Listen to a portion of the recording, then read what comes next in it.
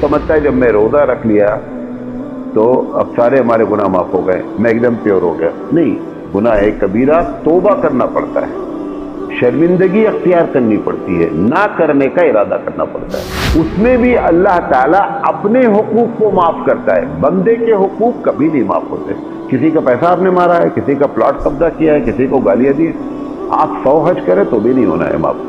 अल्लाह के रसूल फरमाया कि जब रमज़ान शुरू होता है, दाखिल होता है, तो जन्नत के सारे दरवाजे खोल दिए जाते हैं और जहन्नम के सारे दरवाजे बंद कर दिए जाते हैं कि तुम अगर रोज़ा रखोगे तो तुम्हारे अंदर अल्लाह का खौफ पैदा होगा। तुम कह रहे हो तुम रोज़ा रखोगे तो तुमको सेहत बनेगी, ये सही नहीं। उसका नतीजा क्या निकलता है कि रोज़ा रखने वाला बेचारा सेहत बनाने के चक्कर में रोज़ा रख रहा है, अपना सवाब खो बैठता है।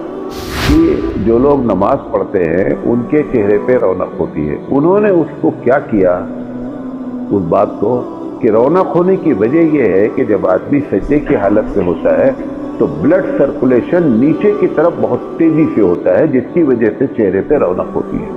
ये जुमला उन्होंने बोल दिया तकरीर में। एक साहब ने मुझसे कहा कि मौलाना जिस दिन से तकरीर सुनी है अब लंबा सजदा कर रहे हैं ताकि ब्लड सर्कुलेशन देर तक होता रहे। अब देखिए कितना गड़बड़ मामला हुआ।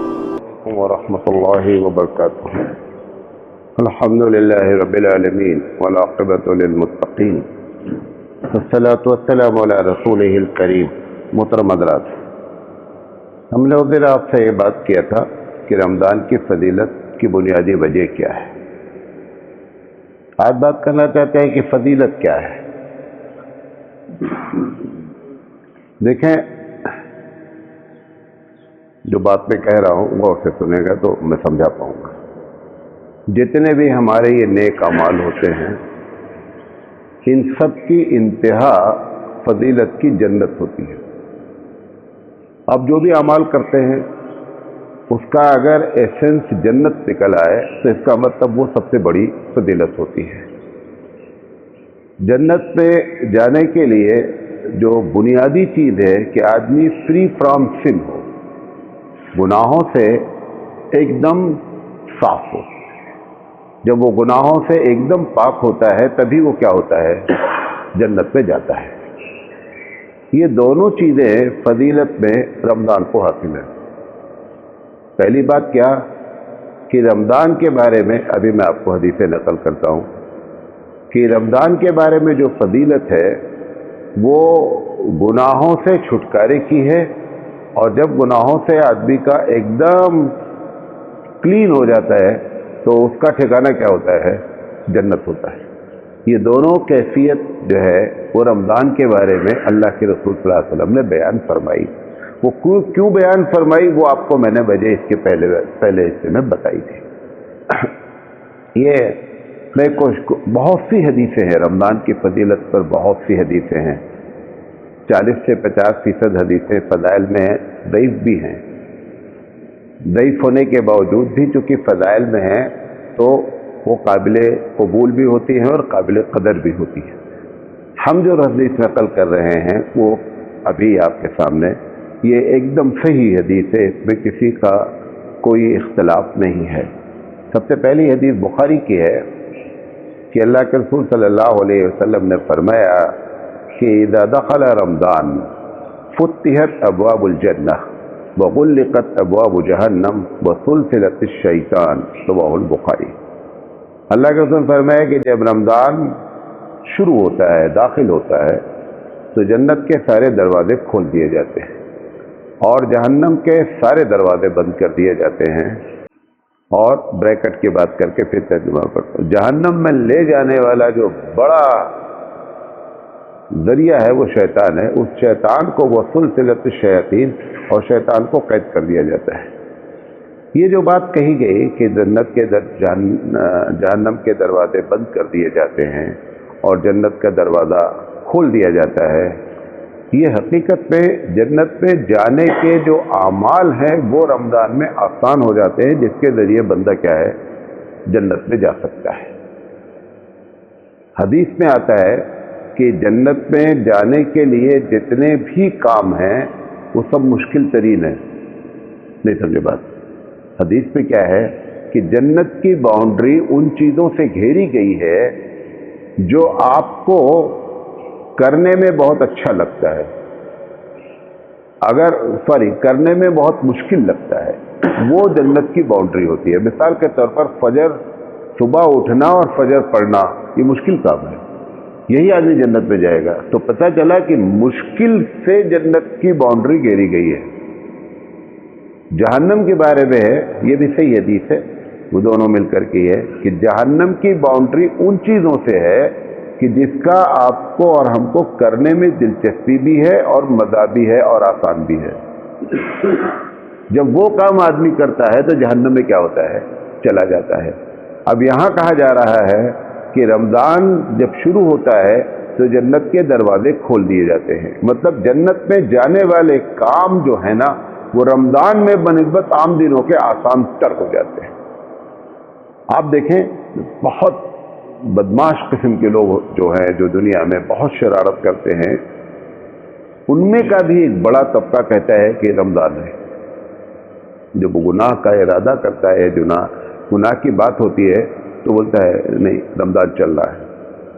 جو بغیر ٹی وی سیریل کے زندہ نہیں رہتے ہیں تو ان کو چلانا ہی چلانا ہے، وہ رمضان میں کہتے ہیں نہیں رمضان بھر نہیں چلانے کا ہے۔ تو جتنے بھی مشکل کام تھے جنت والے، اچھا اب جنت والا مشکل کام تھا صبح اٹھنا ہے، نماز پڑھنا ہے، ایک بڑی تعداد جو سال بھر قرآن نہیں اٹھاتی ہے وہ رمضان میں اٹھا لیتی ہے۔ تو جنت کے دروازے کھولنے سے مراد یہی ہے کہ جنت میں جانے والے اعمال جو ہے وہ بنسبت عام دنوں کے کیا ہوتے ہیں؟ آسان ہو جاتے ہیں، اور جہنم میں لے جانے والے اعمال عام دنوں میں جو آسان ہوتے ہیں اس کے باوجود بھی وہ بندہ کرتے ہوئے کیا کرتا ہے؟ گھبراتا ہے اور ڈرتا ہے۔ وجہ کیا ہے؟ جو خراب کام کرواتا ہے اس کا ایک بڑا سبب جو ہے وہ شیطان ہے۔ شیطان کو قید کر دیا جاتا ہے۔ اس کو یہ بھی سمجھ لے کہ اگر شیطان سب قید رہتا ہے تو پھر بھی شرارت کیوں ہوتی ہے؟ بس جب شیطان جو ہے وہ قید ہو گیا ہے تو اس کی دو وجہ ہیں۔ ایک وجہ یہ ہے کہ ہر کام شیطان ہی نہیں کراتا ہے، کچھ انسان میں بھی شیطان ہوتے ہیں، وہ نہیں قید ہوتے ہیں۔ قرآن قل اعوذ برب الناس میں جہاں کہا گیا وہاں یہ بات کہی گئی کہ اللہ تعالیٰ میں پناہ مانگتا ہوں شیطانوں سے، اور ان شیطانوں سے بھی جو انسان کی شکل میں ہیں۔ تو پتہ چلا کہ انسان کے اندر بھی شیطانی صفت والے موجود ہوتے ہیں، وہ نہیں قید ہوتے ہیں۔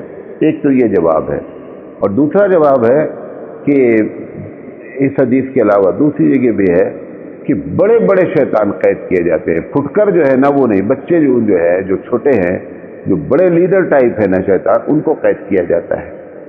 اور تیسرا جواب اس کا یہ ہوتا ہے کہ جو 11 مہینے شیطان نے اپنا ایکٹنگ کر رکھی تھی، اپنا جو ہم کو پریشان کر رکھا تھا، اس کے اثرات ابھی باقی رہتے ہیں۔ جیسے آپ نے کبھی دیکھا ہوگا ریلوے میں وہ ایک انجن جو ہے وہ ایک بوگی کو کبھی کھسیٹتا ہے اور پھر دھکا مار کے چھوڑ دیتا ہے، انجن نہیں رہتا اس میں، اس کو جا کر کہیں شفٹ ہونا ہوتا ہے دوسرے میں، اس میں انجن نہیں رہتا، لیکن یہ جو دھکا مارا ہے اس کی وجہ سے وہ 400-500 میٹر جو ہے وہ اپنے آپ خود چلا جاتا ہے۔ ایسے وہ اب انجن نکل گیا ہے شیطان والا، وہ دھکا جو دیا 11 مہینے نا، یہ اس کے اثرات مرتب ہو رہے ہیں۔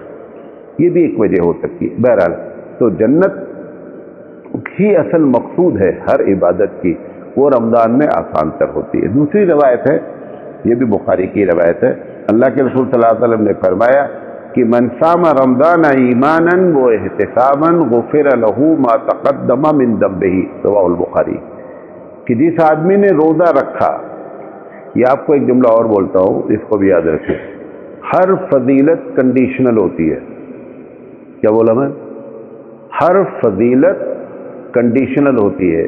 جو لوگ فضیلت کی کنڈیشن کو نہیں سمجھتے وہ ہمیشہ دھوکہ کھاتے ہیں۔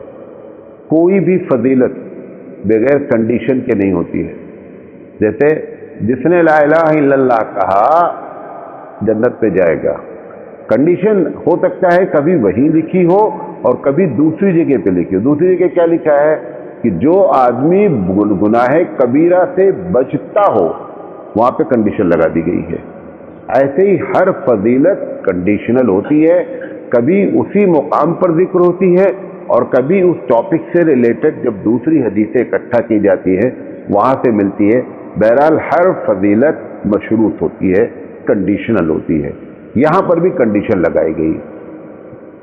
اگر یہ کہہ دیا جاتا ہے کہ جس نے بھی رمضان کے روزے رکھے وداؤٹ کنڈیشن تو معاملہ کلیئر تھا۔ یہاں پہ کنڈیشن لگائی ہے ایماناً و احتساباً، کہ جو بندہ روزہ رکھا اس حال میں کہ وہ ایمان والا تھا۔ بہت سے غیر مسلمین، بہت سے تو نہیں، بہرحال کچھ تعداد ہوگی، وہ رمضان میں آپ ہی کی طرح روزہ رکھتے ہیں، وہ سمجھتے ہیں کہ یہ فضیلت ہم کو حاصل ہو جائے گی، حالانکہ اس کے لیے شرط کیا ہے؟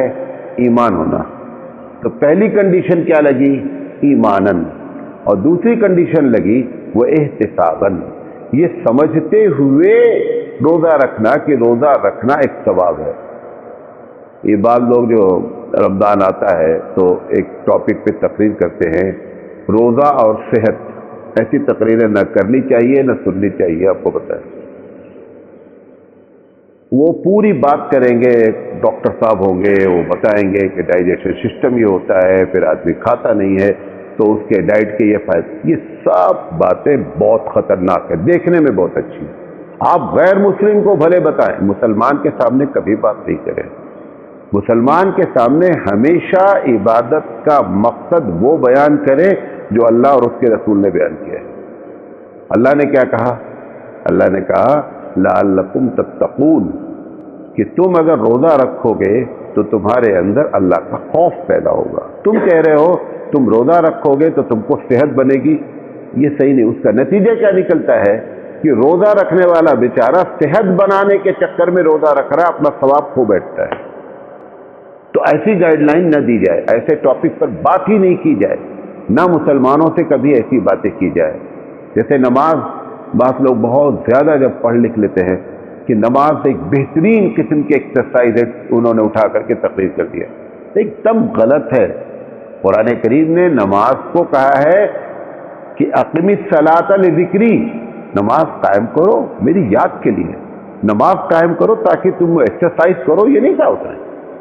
لہذا موافانی رحمۃ اللہ علیہ اس پر بہت سخت بات کرتے ہیں کہ کبھی بھی اللہ کے بتائے ہوئے مقصد سے ہٹ کر کبھی بھی نہ ایسی باتیں لکھنی چاہیے اور نہ ایسی باتیں کہنی چاہیے۔